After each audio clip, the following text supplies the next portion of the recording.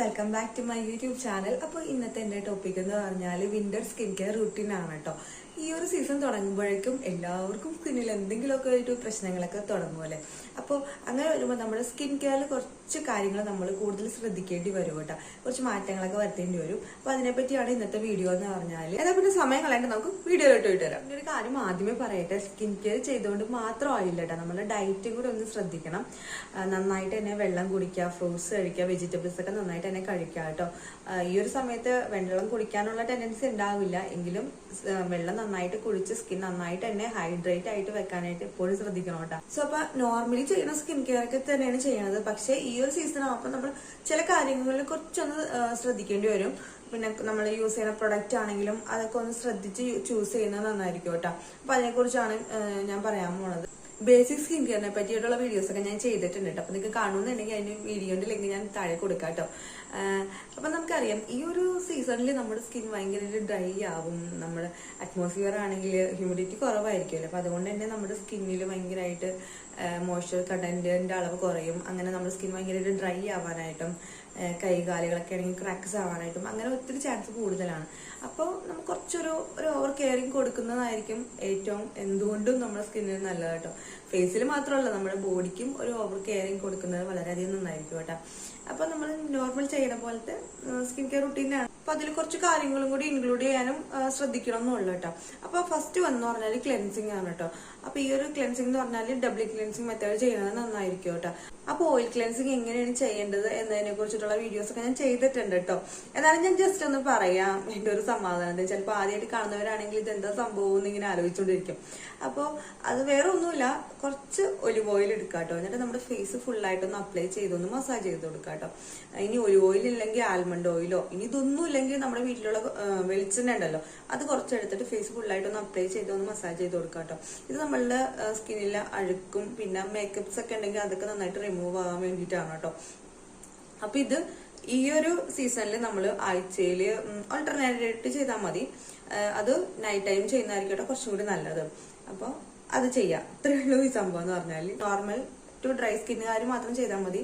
Oily സ്കിന്നുകാരാണെങ്കിൽ normal cleansing മാത്രം step ചെയ്താൽ മതി കേട്ടോ.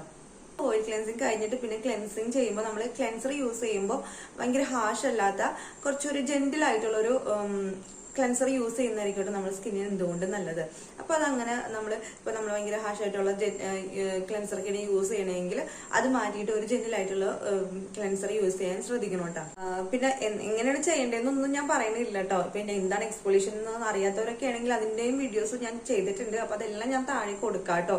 കൂടുതൽ ഞാൻ ഇത് പറഞ്ഞു കഴിഞ്ഞാൽ ഭയങ്കര ലെങ്തി വീഡിയോ ആയി പോകും. അതുകൊണ്ടാണ് ഞാൻ അത് കൂടുതൽ ഡീറ്റെയിൽ ആയിട്ടൊന്നും പറയാത്തത് കേട്ടോ. മൂന്നാമത്തെ സ്റ്റെപ്പ് എന്ന് പറഞ്ഞാൽ ടോണർ ആണ് കേട്ടോ. അപ്പൊ നല്ലൊരു ടോണർ യൂസ് ചെയ്യാം. ഇത് നമ്മുടെ സ്കിന്ന് ഒന്ന് pH ലെവൽ ഒന്ന് മെയിൻറ്റെയിൻ ചെയ്യുന്ന ബാലൻസ് ആവാനായിട്ട് അത് വളരെയധികം ഹെൽപ്പ് ചെയ്യും കേട്ടോ. അപ്പൊ അതുകൊണ്ട് തന്നെ ടോണർ എന്തായാലും യൂസ് ചെയ്യണം.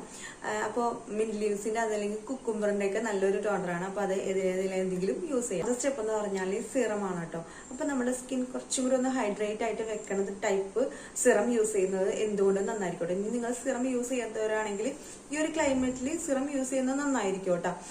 അത് ഹൈലൂറോണിക് ആസിഡ് ഇൻക്ലൂഡ് ആയിട്ടുള്ള സിറംസ് ഒക്കെ യൂസ് ചെയ്യുന്നതായിരിക്കും നമ്മുടെ സ്കിൻ കുറച്ചും കൂടി ഒന്ന് ഹൈഡ്രേറ്റ് ആയിട്ട് വെക്കാനായിട്ട് കുറച്ചും കൂടി നല്ലത് കേട്ടോ. അപ്പൊ അത് ഇൻക്ലൂഡ് ആയിട്ടുള്ള സിറം യൂസ് ചെയ്യുന്നത് വളരെ നന്നായിരിക്കും. ഇപ്പോൾ നിങ്ങൾ വേറെ സിറം യൂസ് ചെയ്യുന്നവരുണ്ട്, ഇപ്പോൾ വൈറ്റമിൻ സി അതല്ലെങ്കിൽ വേറെ സിറം യൂസ് ചെയ്യുന്നവരാണെങ്കിൽ ഹൈലൂറോണിക് ആസിഡ് നമുക്ക് രാവിലെ യൂസ് ചെയ്തിട്ട് വൈകിട്ട് ഇപ്പോൾ വൈറ്റമിൻ സി അങ്ങനെ എന്തെങ്കിലും ഉണ്ടെങ്കിൽ അത് നമുക്ക് വൈകിട്ട് യൂസ് ചെയ്യാം കേട്ടോ. അങ്ങനെ യൂസ് ചെയ്യുന്നതായിരിക്കും നല്ലത് കേട്ടോ. അപ്പൊ അത് യൂസ് ചെയ്യാൻ ശ്രദ്ധിക്കുക. ഇത് നമ്മുടെ സ്കിൻ കുറച്ചും കൂടി നന്നായിട്ട് ഒന്ന് ഹൈഡ്രേറ്റ് ആയിട്ട് വെക്കാനും നല്ലൊരു മോയ്സ്ചറൈസ് ചെയ്തിരിക്കാനും ഹെൽപ്പ് ചെയ്യും കേട്ടോ. ഇനി അഞ്ചാമത്തെ സ്റ്റെപ്പ് എന്ന് പറഞ്ഞാൽ മോയ്സ്ചറൈസർ കേട്ടോ. ഇത് ഈ ഒരു ക്ലൈമറ്റിൽ എന്തായാലും അത്യാവശ്യമായിട്ടുള്ള ഒരു സംഭവമാണ് കേട്ടോ മോയ്സ്ചറൈസർ എന്ന് പറഞ്ഞാൽ. ഒരിക്കലും സ്കിപ്പ് ചെയ്യരുത്. ഈ ഒരു ക്ലൈമറ്റിൽ നമ്മൾ എന്തായാലും നല്ലൊരു മോയ്സ്ചറൈസർ എന്തായാലും യൂസ് ചെയ്യണം കേട്ടോ. അത് കുറച്ചും കൂടി ഇപ്പോൾ ജെൽ ബേസ്ഡ് ആയിട്ടുള്ള മോയ്സ്ചറൈസർ ഒക്കെയാണ് യൂസ് ചെയ്യണമെങ്കിൽ നിങ്ങൾ കുറച്ചും കൂടി ഒരു തിക്കായിട്ടുള്ള ഒരു ക്രീമി നല്ലൊരു തിക്കായിട്ടുള്ള മോയ്സ്ചറൈസർ യൂസ് ചെയ്യാനായിട്ട് ശ്രദ്ധിക്കണം കേട്ടോ. നമ്മുടെ സ്കിൻ കുറച്ചും കൂടി ഒന്ന് ഹൈഡ്രേറ്റ് ആയിട്ട് വെക്കാനും മോയ്സ്ചറൈസ് ആയിട്ട് വെക്കാനായിട്ടും എന്തായാലും ശ്രദ്ധിക്കണം. ഓൾറെഡി നമ്മുടെ സ്കിൻ നമുക്കറിയാം ഹ്യൂമിഡിറ്റി കുറവായതുകൊണ്ട് തന്നെ ഭയങ്കരമായിട്ട് ഡ്രൈ ആയിട്ടും റഫായിട്ടൊക്കെ ഇരിക്കണായിരിക്കും. അപ്പോൾ നമ്മൾ കുറച്ചും കൂടി ഒന്ന് ഹൈഡ്രേറ്റ് ആയിട്ട് വെക്കണമെന്നുണ്ടെങ്കിൽ എന്തായാലും മോയ്സ്ചറൈസർ യൂസ് ചെയ്യാം കേട്ടോ. അതിപ്പോ ഓയിലി സ്കിന്നുകാരാണെങ്കിലും ഏത് സ്കിൻ ടൈപ്പുകാരാണെങ്കിലും എന്തായാലും മോയ്സ്ചറൈസർ യൂസ് ചെയ്യാം കേട്ടോ. ഒരു തിക്ക് ഫോമിലുള്ള മോയ്സ്ചറൈസർ യൂസ് ചെയ്യാം കേട്ടോ. ഞാനപ്പോൾ ഇവിടെ സൈഡിൽ കൊടുക്കാൻ നല്ല മോയ്സ്ചറൈസർ ഉണ്ട്. ഇവിടെ സൈഡിൽ ഞാനിവിടെ ഓരോന്നായിട്ട് കൊടുക്കാം കേട്ടോ. ഇനി 6ാമത്തെ സ്റ്റെപ്പ് വന്നത് lip care and body care ആണ് കേട്ടോ. ചുണ്ടുകൾ എന്തായാലും ഭയങ്കര ഡ്രൈ ആവുന്ന സമയമാണ്. അപ്പൊ അതുകൊണ്ട് തന്നെ എല്ലാ ആഴ്ചയിലും സ്ക്രബ് ചെയ്ത് കൊടുക്കുന്നത് വളരെ നന്നായിരിക്കും. സ്ക്രബിങ്ങിനായിട്ട് നമ്മുടെ വീട്ടിലുള്ള സാധനങ്ങൾ തന്നെ മതി. കുറച്ച് പഞ്ചസാര എടുത്തിട്ട് അതിലേക്ക് കുറച്ച് തേൻ ഒഴിക്കുക, അതല്ലെങ്കിൽ വെളിച്ചെണ്ണ ഒഴിച്ചിട്ട് ഒന്ന് സ്ക്രബ് ചെയ്ത് കൊടുക്കുക, അതല്ലെങ്കിൽ കോഫി പൗഡർ എടുക്കാം. ഇതിലേതെങ്കിലും ഒക്കെ എടുത്ത് നമുക്കൊന്ന് സ്ക്രബ് ചെയ്ത് കൊടുക്കാവുന്നതാണ് കേട്ടോ. പിന്നെ അല്ലെങ്കിൽ ഞാൻ അതിനെ കുറിച്ചുള്ള വീഡിയോസ് എല്ലാം ഞാൻ ചെയ്തിട്ടുണ്ട് കേട്ടോ. അതുകൊണ്ടാണ് ഞാൻ കൂടുതലായിട്ട് പറയാത്തത്. ലിപ് കെയറിനെ കുറിച്ചിട്ടുള്ള വീഡിയോസ് ഒക്കെ ചെയ്തിട്ടുണ്ട്. അപ്പൊ അതിന്റെ എല്ലാ ലിങ്ക് ഞാൻ താഴെ കൊടുക്കുന്നതായിരിക്കും കേട്ടോ. അപ്പൊ ലിപ് സ്ക്രബിങ് കഴിഞ്ഞിട്ട് ഒരു ലിപ് ബാം ഒന്ന് അപ്ലൈ ചെയ്ത് കൊടുക്കുക. ഇനി നിങ്ങൾക്ക് ഭയങ്കരമായിട്ടുള്ള ഡ്രൈ ലിപ്പ് ഒക്കെ ആണെങ്കിൽ നിങ്ങൾക്ക് സെബോളിനൊക്കെ യൂസ് ചെയ്യാവുന്നതാണ് കേട്ടോ. ഇത് ലിപ്പ് ഒന്ന് സോഫ്റ്റ് ആവാനായിട്ടും ഭയങ്കരമായിട്ട് ഡ്രൈനെസ് ഒക്കെ കുറയാനായിട്ട് വളരെയധികം ഹെൽപ്പ് ചെയ്യും കേട്ടോ. അതല്ലെങ്കിൽ കുറച്ച് വെളിച്ചെണ്ണയോ അതല്ലെങ്കിൽ നെയ്യോ എടുത്ത് ഒന്ന് ലിപ്പിലൊന്ന് അപ്ലൈ ചെയ്ത് കൊടുത്താലും മതി കേട്ടോ. ഇത് ലിപ്പിന്റെ ആ ഒരു ഡ്രൈനെസ് ഒക്കെ കുറഞ്ഞ് ലിപ്പ് നല്ല സോഫ്റ്റ് ആവാനായിട്ട് വളരെയധികം ഹെൽപ്പ് ചെയ്യും കേട്ടോ. പിന്നെ നമ്മളുടെ ഫേസ് പോലെ തന്നെ ഇമ്പോർട്ടന്റ് ആണ് നമ്മളുടെ ബോഡിയും. ഈ ഒരു സമയത്ത് നന്നായിട്ട് തന്നെ ഡ്രൈ ആവും, ഭയങ്കര റഫ് ആവും. അപ്പൊ അതുകൊണ്ട് തന്നെ നല്ലൊരു ബോഡി ലോഷൻ യൂസ് ചെയ്യാനായിട്ട് എന്തായാലും ശ്രദ്ധിക്കണം കേട്ടോ. അപ്പൊ ബെസ്റ്റ് ആയിട്ടുള്ള ബോഡി ലോഷന്റെ പിക്കൊക്കെ ഞാൻ ഇവിടെ എവിടെയെങ്കിലും കൊടുക്കാം കേട്ടോ. അതിൽ ഏതെങ്കിലും ഒക്കെ നിങ്ങൾക്ക് യൂസ് ചെയ്യാവുന്നതാണ്. ഇനി ലാസ്റ്റ് സ്റ്റെപ്പ് എന്ന് പറഞ്ഞാൽ ഫേസ് മാസ്ക് ആണ് കേട്ടോ. അപ്പൊ നിങ്ങൾ എന്തായാലും ഒരാഴ്ചയിൽ ഒരു ഫേസ് മാസ്ക് യൂസ് ചെയ്യാം കേട്ടോ. അത് നമ്മുടെ സ്കിൻ ഭയങ്കരമായിട്ട് ഡ്രൈ ആക്കുന്ന തരത്തിലുള്ള ഫേസ് മാസ്ക് ഒരിക്കലും യൂസ് ചെയ്യരുത്. ഇപ്പൊ ക്ലേ മാസ്ക് ഒക്കെ യൂസ് ചെയ്യുമ്പോൾ ഭയങ്കര സ്കിൻ ഡ്രൈ ആണ് തരത്തിലുള്ള ക്ലേ മാസ്കുകൾ യൂസ് ചെയ്യാതിരിക്കുക കേട്ടോ.